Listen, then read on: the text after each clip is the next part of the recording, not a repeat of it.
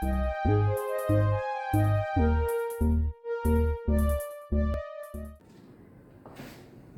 Back to your on YouTube channel physical education with Nikhil.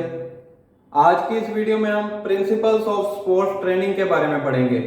इससे पहले हम स्पोर्ट्स ट्रेनिंग के मीनिंग और फिजिकल फिटनेस कंपोनेंट्स हैं उनको डेवलप करने के हमने तरीके देखे हैं।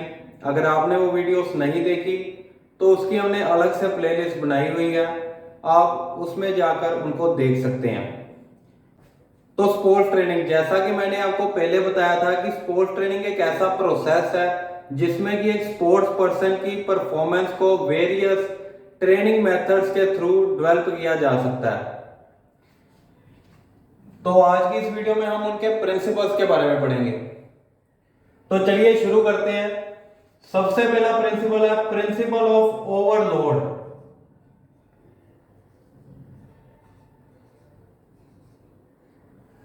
ओवरलोड का मतलब है कि अपनी बॉडी पर लोड देना जिससे कि आपकी परफॉर्मेंस इनहेंस हो। वो कैसे होगी वो मैं आपको बताता हूं। जैसे कि ये हमारी बॉडी की नॉर्मल बायोलॉजिकल स्टेट है।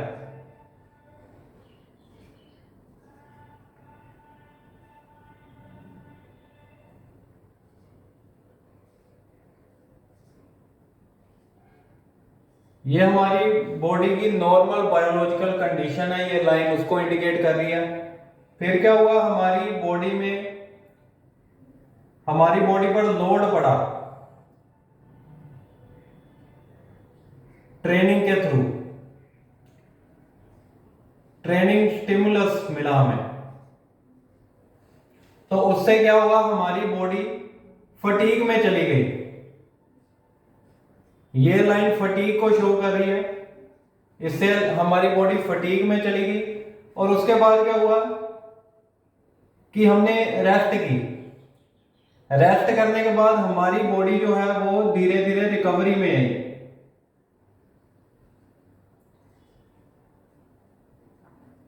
ये हमारी बॉडी को रिकवरी मिल गई।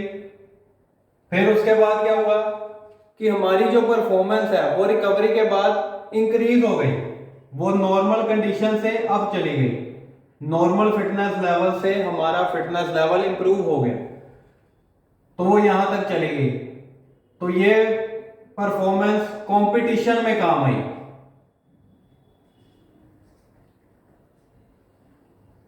अब उसके बाद क्या हुआ, हम फिर से वही अपनी नॉर्मल ट्रेनिंग करने लग पड़े, जिससे कि परफॉर्मेंस जो है वो धीरे धीरे नॉर्मल हो गई।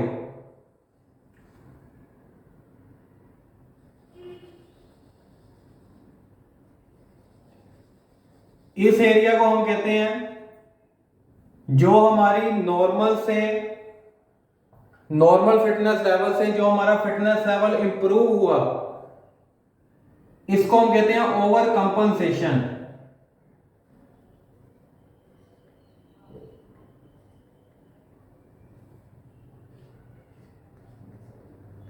और ये है हमारी फिटनेस। जो ट्रेनिंग लोड है वो भी एक स्पेसिफिक अमाउंट में दिया जाता है, वो भी निर्धारित होता है। अगर ट्रेनिंग लोड ज्यादा होता तो फिर क्या होना था, जो फटीग है वो ज्यादा हो जानी थी और जो रिकवरी है वो उतने टाइम में नहीं हो पानी थी, और जो परफॉर्मेंस है वो डाउन चली जानी थी, जो हमारा फिटनेस लेवल है वो कम हो जाना था। तो ये है प्रिंसिपल ऑफ ओवरलोड। इसके बाद अगला प्रिंसिपल है प्रिंसिपल ऑफ रिवर्सिबिलिटी।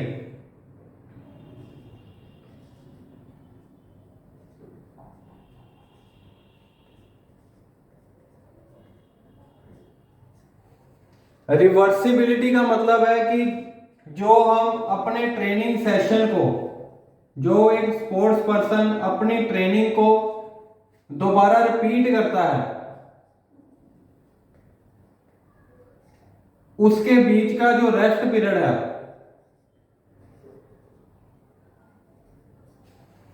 वो बिल्कुल एडिक्वेट अमाउंट में होना चाहिए। अगर जो रेस्ट पीरियड है वो ज्यादा हो जाता है, अगर हम एक स्पोर्ट्स पर्सन को उसकी ट्रेनिंग के अनुसार उतनी रेस्ट नहीं देते, हम उसको ज्यादा रेस्ट दे देते हैं, तो उससे क्या होगा, उसकी परफॉर्मेंस जो है वो बहुत ही कम स्पीड से इंक्रीज होगी या फिर इंक्रीज होगी ही नहीं, उसकी परफॉर्मेंस में कोई इंप्रूवमेंट आएगी नहीं। अगर उसका रेस्ट पीरियड कम होता है तो उससे क्या होगा, अपने आप को रिकवर नहीं कर पाएगा अगले ट्रेनिंग सेशन के लिए। तो ये है प्रिंसिपल ऑफ रिवर्सिबिलिटी। इसके बाद है प्रिंसिपल ऑफ स्पेशलाइजेशन।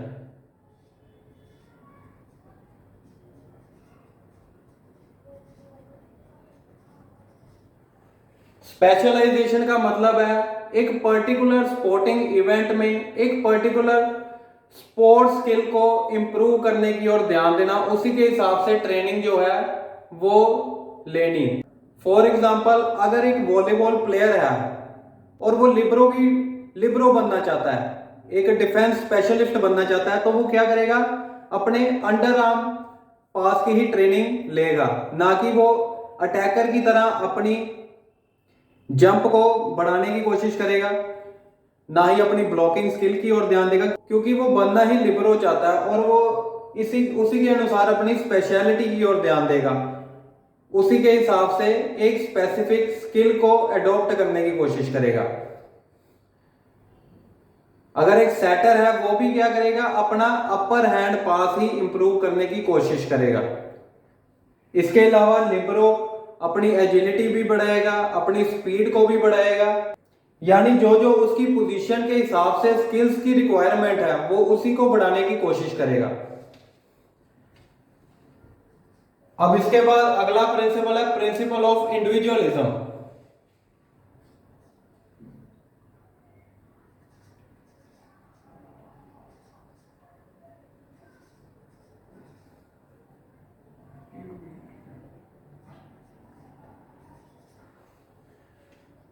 कि हर एक पर्सन के हिसाब से उसको ट्रेनिंग दी जाए, यानी उसकी एज के हिसाब से। जैसा कि आपने देखा होगा कि अलग अलग पर्सन को उनकी एज के हिसाब से ही ट्रेनिंग दी जाती है। किसी भी स्पोर्टिंग इवेंट की अगर हम बात करें तो उनके लिए कॉम्पिटिशन्स भी अलग अलग होते हैं, इसलिए उनकी ट्रेनिंग भी अलग अलग ही होती है। उसके बाद है जेंडर। जेंडर का मतलब है मेल्स के लिए अलग तरह की ट्रेनिंग होनी चाहिए और फीमेल्स के लिए अलग तरह की। उसके बाद है ट्रेनिंग एज।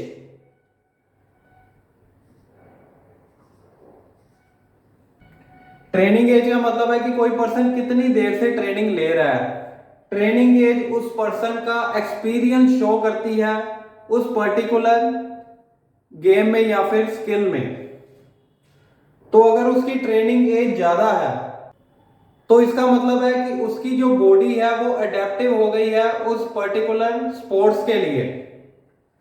तो इस तरह उसके लिए अलग ट्रेनिंग होनी चाहिए, उसको एडवांस लेवल की फिर हमें ट्रेनिंग देनी चाहिए, क्योंकि उसका फिटनेस लेवल जो है वो उस गेम के हिसाब से इंप्रूव हो गया होगा। इसके बाद है हेरिडिटी। हर एक बच्चे में उसके माता पिता के हिसाब से फिजियोलॉजिकल और साइकोलॉजिकल डेवलपमेंट होती है, तो उसकी फिजियोलॉजिकल और साइकोलॉजिकल या फिर सोशल डेवलपमेंट की ओर ध्यान देकर ही उसे ट्रेनिंग देनी चाहिए। इसके बाद हमारा जो पांचवा प्रिंसिपल है वो है प्रिंसिपल ऑफ वैरायटी।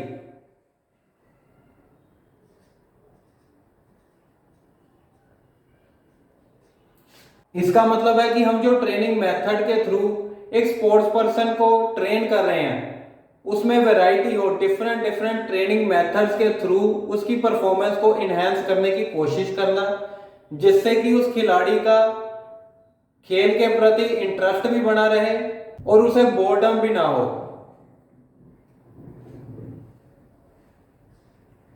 इसके बाद सिक्स्थ प्रिंसिपल है प्रिंसिपल ऑफ एक्टिव इन्वॉल्वमेंट।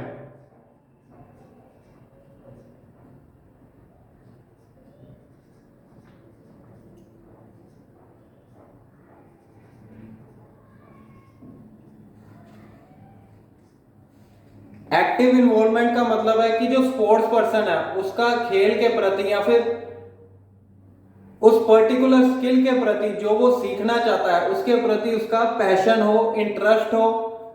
इसके अलावा जो कोच है जो उसको ट्रेनिंग प्रोवाइड कर रहा है उसके अंदर भी डिजायर टू सर्व हो, जिससे कि ट्रेनिंग का प्रोसेस जो है वो अच्छी तरह से काम कर सके और उस पर्सन की परफॉर्मेंस जो है इनहेंस हो सके। इसके बाद है प्रिंसिपल ऑफ रेस्ट। किसी भी तरह की ट्रेनिंग में रेस्ट का होना बहुत जरूरी है। अगर रेस्ट उसमें इन्वॉल्व नहीं होगी, इंक्लूड नहीं होगी, तो किसी भी स्पोर्ट्स पर्सन की परफॉर्मेंस को इनहेंस नहीं किया जा सकता। रेस्ट के कारण ही बॉडी हमारी रिकवर हो पाती है अगले ट्रेनिंग सेशन के लिए, और तभी एक पर्सन की जो परफॉर्मेंस है वो इनहेंस हो पाती है, वो इंप्रूव हो पाती है। तो इस प्रिंसिपल में यही कहा गया है कि रेस्ट को ट्रेनिंग सेशन में इंक्लूड किया जाना चाहिए। इसके बाद 8वां हमारा जो प्रिंसिपल है वो है प्रिंसिपल ऑफ कंटिन्यूटी।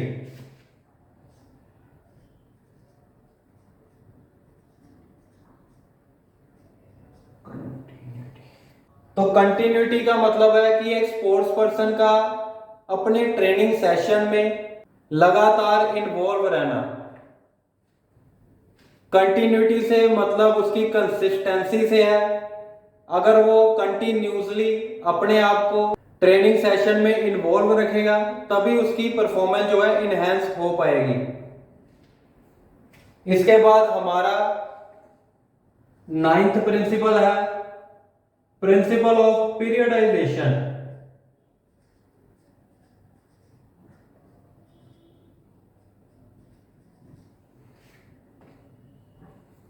पीरियडाइजेशन में स्पोर्ट्स ट्रेनिंग को डिफरेंट पीरियड्स में बांटा गया है। इसे मेनली 3 पीरियड्स में बांटा गया है। सबसे पहले है मैक्रो साइकिल, उसके बाद है मेसो साइकिल और लास्ट में है माइक्रो साइकिल।